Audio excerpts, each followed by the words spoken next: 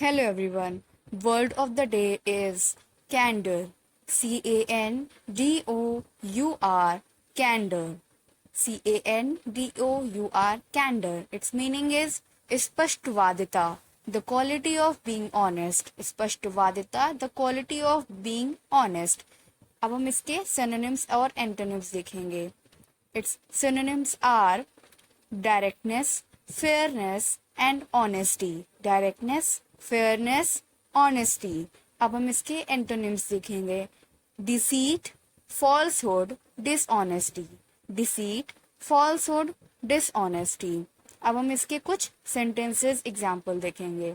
First is, he spoke of those aspects with great candor and warmth. Second, I believe we could do with a great deal more of his direct candor in our debates. Next, write a sentence using word candor in comment section. Thank you.